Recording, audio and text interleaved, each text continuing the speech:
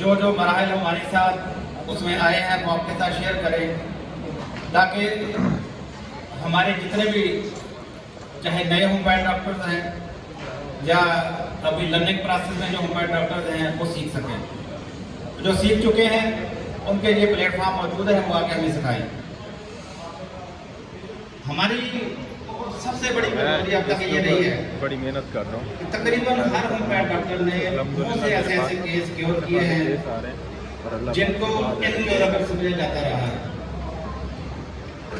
Incurable का मतलब ये नहीं कि वो हकीकतन इनक्योरेबल होता है, अगर वाकईतन इनक्योरेबल हो तो वो किसी से भी क्योर ना हो, लेकिन किसी एक स्कूल ऑफ थॉट के नजदीक जब वो इनक्योरेबल की स्टैम्प लग जाती है डॉक्टर साहब तो बाकी डॉक्टर के ऊपर मायूस होकर उस मरीज को मायूस करके छोड़ते हैं और उसको इलाज से बिल्कुल मायूस कर छोड़ देते हैं।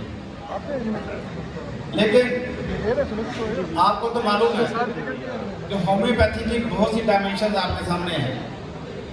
इसकी डेप्थ, इसकी डायमेंशन वो वक्त के साथ साथ खुल रही है आपके सामने। तो हमारे वो डॉक्टर जो वाकईतन ऐसे केस रखते हैं, हमारी उनसे गुजारिश है कि वो ऐसे केसेस का रिकॉर्ड अपने पास लाजमी रखें। ये हमारी भी गलती रही है। अभी इसकी मैं मिसाल देता हूँ। अभी जब ये हमें दावत मिली है कि आप एक केस रिप्रेजेंट करेंगे, तो मेरे पास कई ऐसे केस थे तो जिनकी आखिरी रिपोर्टें मेरे पास मौजूद थी, मरीज के पास मौजूद थी कि वो मरीज क्योर हो चुका है, शिफा पा चुका है। लेकिन जब उनसे सारा रिकॉर्ड मांगा गया तो हमारे मरीजों ने भी जब देखा कि हम तो ठीक है, उनके बाद हमें रिकॉर्ड ही नहीं मिला। तो कोशिश करें कि जो भी ऐसा केस आप लेते हैं उसका रिकॉर्ड, उसकी फाइल आप अपने पास रखें।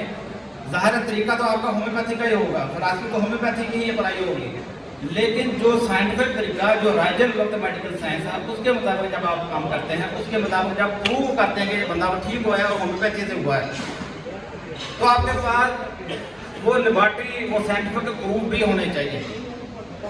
तो इसी सिलसिले का ये आज केस है जो हमारे पास आया है। ये केस है एजोस्पर्मिया का केस। और आपको मालूम है कि एजोस्पर्मिया से मुराद सीमन के अंदर स्पर्म का ना पाया जाना। यदि अगर एक पेशेंट जो नाटी का केस हो, लेकिन अगर उसकी सीमन के अंदर कोई स्पर्म ना पाया जाए, जीरो स्पर्म पाया जाए, तो इससे मुराद ये है कि ये एजोस्पर्मिया का पेशेंट है। अब एजोस्पर्मिया की वजूहात के एतबार से मुख्तलिफ किस्में हो सकती हैं और उसकी 3 बुनियादी किस्में हैं। मसलन पोस्ट टेस्टिकुलर एजोस्पर्मिया, यानी टेस्टिकल्स के बाद जो एजोस्पर्मिया होता है, टेस्टिकल्स इसमें काम कर रहे होते हैं लेकिन कोई ब्लॉकेज होती है, कोई ट्यूबल ब्लॉकेज होती है, जिसकी वजह से स्पर्म डिस्चार्ज नहीं हो पाता। तो लिहाजा इसको पोस्ट टेस्टिकुलर एजोस्पर्मिया या ऑब्स्ट्रक्टिव एजोस्पर्मिया कह दिया जाता है। और इसकी दूसरी किस्म है टेस्टिकुलर एजोस्पर्मिया। इसमें कोई रुकावट नहीं पाई जाती, बल्कि इसमें यह होता है कि टेस्टिस का किसी डिफेक्ट के अंदर मुब्तला होना होता है। कोई चोट हो सकती है, इंजरी हो सकती है, पास हिस्ट्री के अंदर मम्स हो सकते हैं, ग्लोरियल हिस्ट्री उसके अंदर पाई जा सकती है, कोई भी वजह हो सकती है, यानी उसके अंदर टेस्टिस जो है वो ऑर्गेनिकली डिस्टर्ब होते हैं, डैमेज होते हैं। और तीसरी वजह है प्री टेस्टिकुलर एजोस्पर्मिया। इसमें क्या होता है कि हार्मोन्स जो है वो इतने सफिशिएंट नहीं होते हैं कि वो उसका मोटिवेट करके स्पर्म प्रोड्यूस करवा सकें। तो लिहाजा अलग अलग वजूहात के एतबार से एजोस्पर्मिया की किस्में भी अलग अलग है, उसको डायग्नोज करने का तरीका भी अलग अलग है, और यहाँ तक कि डायग्नोज करने के बाद उसका ट्रीटमेंट करने का, उसके लिए जो भी आप स्ट्रेटजी इस्तेमाल करेंगे, जो भी हिकमत अमली इस्तेमाल करेंगे, जो भी थ्योरी इस्तेमाल करेंगे, वो भी अलग अलग ही इस्तेमाल की जाएगी। तो लिहाजा हमारे पास जो केस आया है,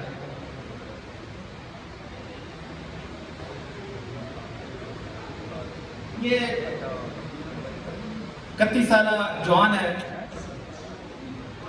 स्कूल टीचर है, साइंस टीचर है, गवर्नमेंट टीचर है, और इसकी शादी को तकरीबन जब 1 साल हो गया तो इसके औलाद ना हुई, तो उसने कुछ टेस्ट करवाए अपने डॉक्टर के कहने के ऊपर। तो वो टेस्ट जो है अभी आपके साथ हम शेयर करना चाहते हैं कि जब उसका सीमेन टेस्ट करवाया गया तो उसमें टोटल स्पर्म 0-0। जब 0-0 होंगे तो ज़ाहिर से बाकी जितनी भी फिगर्स होंगे वो हर चीज़ के 0-0 होंगे, चाहे वो स्लगिश हो, एक्टिव हो। टोटल 0 है तो इसका मतलब सब कुछ 0 है। और 5 साल उसके 10 to 12 थे, और जब उसकी अल्ट्रासाउंड रिपोर्ट करवाई गई तो वो नॉर्मल थी। इसका मतलब क्या हुआ कि उसके टेस्टिस जो थे वो फिजिकली ठीक थे, लेकिन वो वर्किंग कंडीशन में नहीं थे, कोई ऑब्स्ट्रक्शन भी नहीं पाई गई। अब जब इस पेशेंट को हमने देखा है, उसकी हिस्ट्री ली है, उसकी साइन और सिम्टम जमा किए हैं, तो पता चला कि 1 साल शादी करने के बाद, इकट्ठे रहने के बावजूद उनके जब बच्चा ना हुआ तो वो अपने फैमिली डॉक्टर के पास गया। फैमिली डॉक्टर ने उसको कुछ टेस्ट लेकर दिए और उसके टेस्टों की बुनियाद पर उसने कहा कि आपको एज़ोस्पर्मिया है, और ये रिपोर्ट आपके सामने है, इसमें टोटल सब कुछ 0-0 आया। अब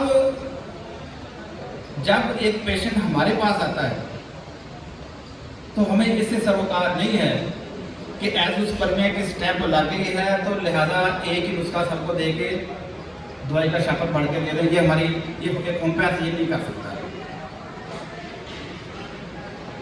और अगर हमें उसकी सारी कंडीशन भी पता चल जाए फिर भी हमारे लिए जरूरी है कि उसकी पास्ट हिस्ट्री लें, करंट हिस्ट्री लें, उसका कॉन्स्टिट्यूशन मालूम करें, उसकी मेंटल सिम्टम लें। ये सारी हिस्ट्री लेने के बाद एक होम्योपैथ डिस्कवर हो सकता है कि उसका दुरुस्त उसका तजवीज़ कर सकते हैं। तो जब हमने उसकी हिस्ट्री ली है तो उसकी पास्ट हिस्ट्री के अंदर हमें कुछ चीज़ें मिली है।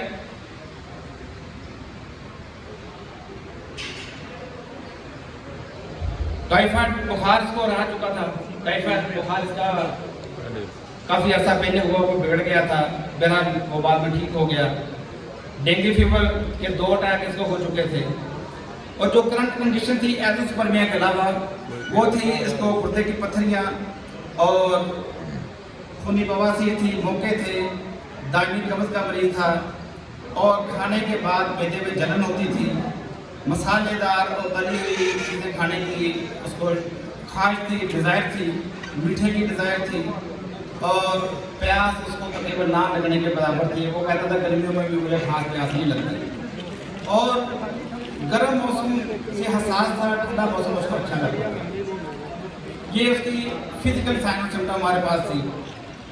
अब उसके बाद जब हमने उसकी मेंटल स्टेट लेने की कोशिश की कि आपकी इसकी ज़हनी अलामत क्या है, ज़ाहिर मरीज ज़हनी अलामत बताता नहीं है, या तो ऑब्जर्व करना पड़ता है, या मरीज अपने जो खौफ और खदशात जो बातें वो बयान कर रहा होता है, हमको उससे पता चलता है कि इसकी ज़हनी अलामत क्या हो सकती है।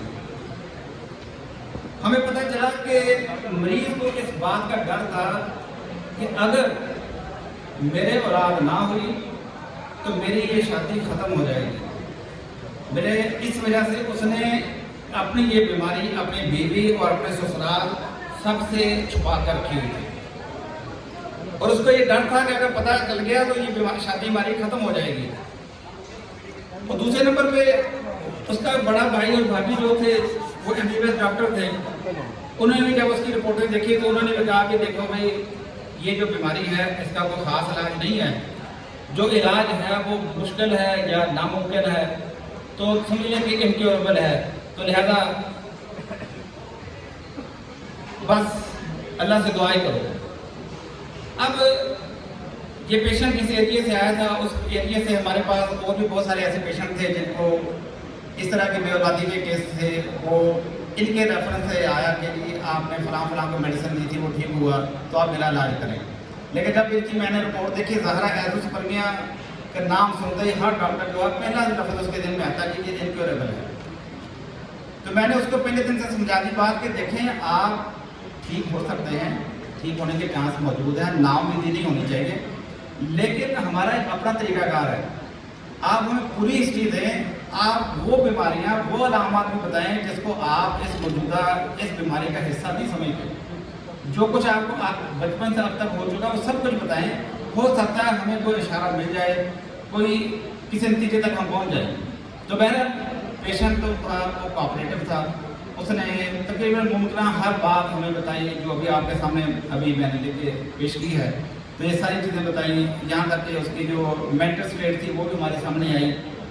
तो अब जब ये सारा केस मेरे सामने आया है तो आपको ये तो मालूम है जिस तरीके से एक मेडिकल सिस्टम का जो कन्वेंशनल मेडिकल सिस्टम है, इसका एक अपना डायग्नोसिस सिस्टम है। चाहे वो पेशेंट का ब्लड टेस्ट करें, सीमन टेस्ट करें, एक्सरे करें, कोई भी करें, उनका अपना तरीकाकार है। इसके बावजूद एक होम्योपैथ डॉक्टर जो है ये जब तक होम्योपैथिक डायग्नोसिस ना करे, जिसको कहते हैं मैथमेटिक डायग्नोसिस, मैथमेटिक डायग्नोसिस जब तक ना करे और उसके बाद नतीजा मेडिकल डायग्नोसिस ना करे तो उसका केस मुकम्मल नहीं हो सकता। आपको तकरीबन सबको मालूम है जब एक होम्योपैथ डॉक्टर कहता है कि ये आर्निका का पेशेंट है, ये आर्सेनिक का पेशेंट है, ये पल्साटीला है, ये लक्सोमिका है, ये लेक्सस है, यानी उस वक्त आप उसकी पर्सनैलिटी भी डिस्कस कर रहे होते हैं और उसकी पूरी बीमारी का कॉन्स्टिट्यूशन डिस्कस कर रहे होते हैं। तो होम्योपैथी में जब हम किसी मेडिसिन का भी नाम ले लें तो वो भी हम बीमारी ही डिस्कस कर रहे होते हैं, वो भी एक डिजीज ही डिस्कस कर रहे होते हैं, क्योंकि हानिमन ने ऑर्गेनिक मेडिसिन के अंदर मुतअद्दिद बार इस मेडिसिन को, इस उल्वे को आर्टिफिशियल डिजीज से मौसूम किया है कि ये आर्टिफिशियल डिजीज है। तो लिहाजा इस आर्टिफिशियल डिजीज को जब हम ढूंढ लेते हैं, जब हम उसका मैथमेटिक डायग्नोसिस कर लेते हैं, मटीरियल मेडिका के एतबार से डायग्नोसिस कर लेते हैं, तो हमारा मसला वहां पे हल होता है। लेबोरेटरी रिपोर्ट इसलिए कराते हैं कि ताकि हम अपनी आंखों से वो चीज देख सकें जो हम नेक्ड आई से नहीं देख सकते, नंगी आंखों से नहीं देख सकते। ये मशीनें वहां पे हमारी हेल्प करती हैं। ये वो ऑब्जर्वेशन हमसे कराती हैं जो हम हाथों से महसूस नहीं कर सकते, आंखों से देख नहीं सकते। आप सबने कैंट की फिलॉसफी के अंदर ऑब्जर्वेशन का चैप्टर पढ़ा होगा। तो डॉक्टर कैंट कहते हैं कि अगर आपको हर सूरत अपने पेशेंट की ऑब्जर्वेशन करनी चाहिए, जहां तक कि अगर आप उसको खोल के दे सकते हैं तो आप खोल के भी उसको देखें। तो आज आपके पास ये टूल्स आ चुके हैं कि आप खोले बगैर देख लेते हैं, अल्ट्रासाउंड के जरिए, एक्सरे के जरिए, एमआरआई के जरिए, सीटी स्कैन के जरिए, मुतल लेबोरेटरी टेस्टों के जरिए आप उसको ऑब्जर्व कर लेते हैं। इन मशीनों ने आपके विजन को वसअत दे दी है। लेकिन इस सब के बावजूद जब पेशेंट का हम इलाज करेंगे तो वो सिर्फ इस डायग्नोसिस के ऊपर नहीं होता, ये जो प्रूफ होता है कि अंदर ये चल रहा है, अंदर ये चल रहा है। और हमने होम्योपैथिक तरीके के मुताबिक जब मेडिसिन दी है तो ये जो अंदर था ये ठीक हो गया। जिन टूल्स के जरिए से हमने उस बीमारी को देखा था, उन्हीं टूल्स ने शहादत दे दी कि अब ये बंदा ठीक हो चुका है, क्योर हो चुका है, ये मैनेज हो चुका है, बेनिफिटेड हो चुका है। अब जो बाकी टर्म यूज कर लेते। तो बहरहाल जब हमने इसकी मेंटल और फिजिकल सिम्टम को जमा किया तो इसका मैजूम जो था, मैंने साइकोसिस डायग्नोज किया कि साइकोटिक पेशेंट था। तो लिहाजा इस सारी तफसील का मकसद ये है, ये जो अभी तक आपके सामने बयान किया है कि केस स्टडी के दौरान हमारा असल काम ये होता है कि पेशेंट और इसके डिजीज की नेचर को समझें। सोरिक डिजीज की नेचर और है, सिफिलिटिक की और है, साइकोटिक की और है। अगर मजीद डेप्थ में चले जाएं तो ट्यूबरकुलर जो मैलामा उसकी नेचर, हर बीमारी की अपनी एक नेचर है और उसी मतलब उस पेशेंट की जो फिजिकल और मेंटल जो उसका कोपिंग मैकेनिज्म है वो अलग अलग है। और इसी चीज़ को हमने स्टडी करना है और इसी को स्टडी करके ही हम दुरुस्त नतीजे पे पहुंच सकते हैं। अब हमने इलाज का क्या तरीका अडॉप्ट किया, क्योंकि दुनिया के अंदर मुख्तलिफ इलाज इसके हो भी जाते हैं। मतलब ऑपरेशन के बाद अगर रुकावट हो तो सर्जरी भी की जाती है, IVF भी किया जाता है। अगर कोई हार्मोनल डेफिशिएंसी हो तो बाद हार्मोनल स्टिमुलेशन भी देते हैं। लेकिन हम तो होम्योपैथ हैं, तो हमने होम्योपैथिक तरीका के अंदर रहते हुए इसको डायग्नोज किया। होम्योपैथिक तरीका के अंदर रहते हुए ही हमने मरीज के मर्द और मरीज की अपनी जो नेचर है उसको डायग्नोज किया और होम्योपैथिक ट्रीटमेंट ही उसको फराहम किया। तो लिहाजा हमारी मैथोडोलॉजी जो थी वो होम्योपैथी थी। तो इसके मुताबिक हमने क्या किया, सबसे पहले उसकी मियाज़मेटिक ऑब्स्टेकल को दूर करने के लिए, मियाज़मेटिक टेंट जो था उसको दूर करने के लिए हमने उसको मेडोनियम दी। मेडोनियम के बाद जो बाकी उसकी फिजिकल सिम्टम्स थी उसके मुताबिक हमने उसको पल्साटिला दी और पल्साटिला उसको फ्रीक्वेंट वाटर डोजेज के अंदर दी। फ्रीक्वेंट वाटर डोजेज के अंदर, ये लो पोटेंसी के अंदर पानी के अंदर शामिल करके, यही हानिमन तरीका है। ये जो हमारे अक्सर होम्योपैथ डॉक्टर जो है वो ड्राई डोज देते हैं, यानी ग्लोबुलिन या शुगर मिल्क के ऊपर मेडिसिन डालें और पेशेंट की जुबान के ऊपर डाल देते हैं। तो हानिमन के आप जब आगे में पढ़ेंगे आपको पता चलेगा कि हानिमन इसकी मुखालफत करते थे। वो कहते थे कि अगर आप उसी मेडिकेटेड ग्लोबुलिन को पानी के अंदर हल करके एक 4 ओंस की बोतल के अंदर डाल देते हैं और हर खुराक से पहले उसको 8-10 झटके देते हैं, सक्सेशन करते हैं उसकी। सक्सेशन करने के बाद उसमें जो उसको 1 चम्मच या डोज उसकी जो भी आप उसको दे देते हैं, वो कहते हैं कि वो ज़्यादा लफ्ज एंडिंग्स को कवर कर सकती है और वो उसकी शार्पनेस जो है सॉफ्टनेस के अंदर चेंज हो जाती है, उसकी डेप्थ ज़्यादा हो जाती है। और दूसरी बात ये कि जब आप उसको ग्लोबुलिन की शक्ल में देते हैं तो हर दफ़ा 30 थी तो 30 ही उसको मिलती है, लेकिन हानिमन कहते हैं कि जब आपने एक दफ़ा यूज़ कर ली, उसने जो करना था वो कर दिया, अब वो इसके अलावा और चेंज भी पैदा नहीं करेगी। लिहाजा वो कहते हैं कि हर दफ़ा उसको बड़ी हुई डोज में देना चाहिए। बड़ी हुई डोज देने का तरीका क्या है, उसको वाटर डोज दी जाए, बोतल को हर दफ़ा सक्सेशन करके झटके देकर 8-10 झटके देकर उसमें से 1 चम्मच 1 कप पानी में हल करके वो डोज उसको दी जाए। तो यही मेरा तरीका का पैरल यही है, हानिमन में यही लिखा है। तो उसको पल्साटिला को हमने वाटर डोज के अंदर दी। अब जो कि इसके साथ साथ ये सारी सिमिलरिटी के बावजूद हमने जो अगला काम मैंने जो ये किया, क्योंकि हमने आपके साथ यहाँ वो केस करना जिसकी सच्चाई है, तो हमने उसको फिजियोलॉजिकली स्टिमुलेट करने के लिए लोअर पोटेंसी में आर्काइटेनियम दी। आर्काइटेनियम 3X ये भी हमने उसको दी। तो ये मेडोनियम तो एक ही दफ़ा दे दी थी और उसके बाद पल्साटिला 30 और आर्काइटेनियम 3X जो है ये उसको सुबह दोपहर शाम जो है वो अलग अलग आपस में वक्फा रख के इस्तेमाल कराएगी। अब इसके बाद रिजल्ट हमारे सामने क्या आता है? रिजल्ट ये आता है कि उसकी जो फिजिकल सिम्टम थी उसके अंदर इम्प्रूवमेंट शुरू हो गई, उसकी जलन खत्म होना शुरू हो गई, उसकी गर्मी जो उसकी शिद्दत थी वो कम होना शुरू हो गई और भी बहुत सारी इसको फीलिंग उसकी बेहतर होना शुरू हो गई।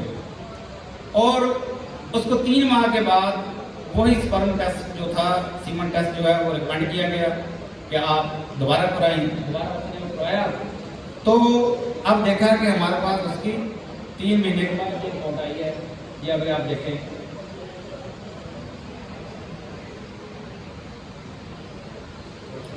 तीन महीने की रिपोर्ट ये आई है कि उसमें 40 मिलियन स्पर्म जो मौजूद थे और 50% उसमें नॉर्मल मौजूद थे। ये 3 महीने के बाद उसका रिजल्ट था। तो बहरहाल हमने जब देखा कि 3 माह के अंदर इतनी हौसला अफजा रिपोर्ट आई है तो हमने बगैर किसी तब्दीली के वही नुस्खा जारी रखा, कोई तब्दीली नहीं की। अगले 3 महीने के बाद फिर हमने टेस्ट कराया, वो टेस्ट भी तकरीबन यही था, कोई ख़ास तब्दीली नहीं आई। लेकिन उसकी हिस्ट्री के अंदर कोई और नई चीज़ शामिल नहीं थी, कोई और चेंजेस ऐसे नहीं आई थी जिसके ऊपर हम नुस्खे के अंदर को तब्दीली करते। तो हमने उसको मेडोनियम की 1 डोज फिर इजाफी दे दी और फिर उसके बाद अगले 3 महीने के बाद टेस्ट करवाने का उसको कह दिया। अब अगले 3 महीने के बाद जो हमारे पास रिपोर्ट आती है वो भी हम देखते हैं कि क्या होता है।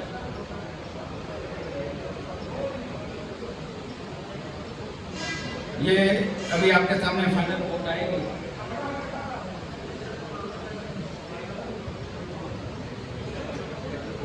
कि 15 अप्रैल ये ईद के बाद में टेस्ट उसका हुआ है, 110 बिलियन स्पर्म उसके मौजूद हैं और 84% नॉर्मल स्पर्म मौजूद है। तो ये आपके साथ शेयर करना था।